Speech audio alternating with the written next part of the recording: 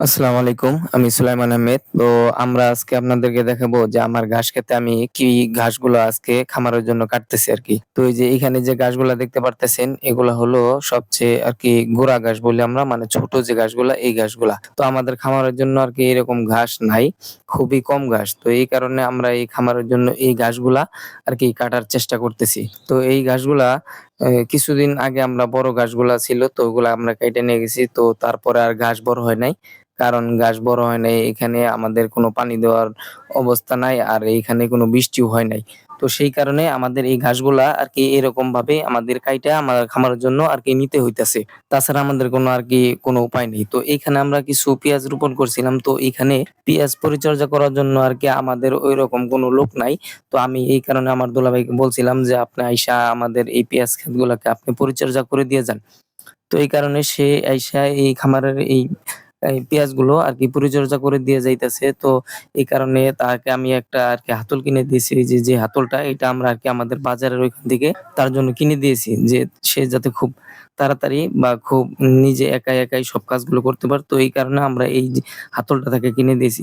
তো এইখানে আমাদের ৪ নাম্বার প্রজেক্টের যে পেঁয়াজ ক্ষেত তো এটা একটু দূরে। তো এখানে পানি দেওয়াটা আমাদের জন্য খুবই আরকি একটু কষ্টকর। তো এই কারণে আমরা এখানে পানি দিতে পারি না। তো পাশ দিয়ে আরকি একটা ড্রেন আছে। তো ওই ড্রেনের পানিগুলা আমরা মূলত এই খামারেই আমার পেঁয়াজ ক্ষেতে আরকি আপনি দেই। তো এইখানে এই পানিগুলো দিয়েই আমাদের এই পেঁয়াজ ক্ষেতগুলাকে আমরা সঠিকভাবে পরিচর্যা করি।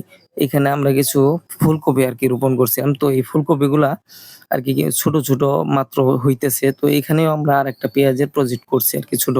এখানে একটু রসুনের প্রজেক্ট করছি। আর এখানে আমরা কিছু ধনিয়া পাতা আরকি এখানে রোপণ করছি। তো এখানে আমরা কিছু মরিচ গাছ রোপণ করছি। তার মাঝে পেঁয়াজ রোপণ।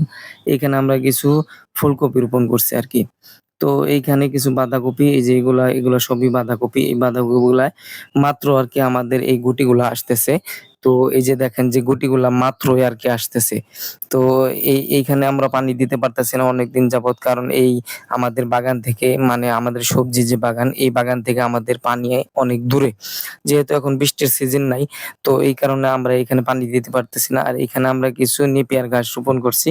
তো এই নেপিয়ার ঘাসগুলা মূলত এই যে এখানে আমরা পাহারা দেওয়ার জন্য, ক্ষেত পাহারা দেওয়ার জন্য একটি ছোট আরকি ঘর করছি আরকি। তো এখানে এতগুলো দেখানোর পরে এখন আমার যে ঘাস, এই ঘাসগুলো আমি আরকি বাসায় নিয়ে যাবো। তো এই আমাদের শেষ যে কটা ঘাস ছিল সব ঘাস আমাদের এই তো অল্প কয়েকটা ঘাস আর আমরা কিছু খড় দিয়ে আমাদের মূলত আমার খামার চালাইতেছি। কারণ ঘাস পর্যাপ্ত পরিমাণ নাই। তো সেই কারণে আমাদেরকে এই অল্প ঘাস আর খড় দিয়ে আমাদের এই গরুগুলো পালতে হইতেছে। যেহেতু আমার খামারে ৮ টা গরু, তো ৮ টা গরুকে এই অল্প খাওয়ানো হয় না। তো এই কারণে আমাদের দানাদার খাবারও কিছু মিক্স করে খাওয়াইতে হয়।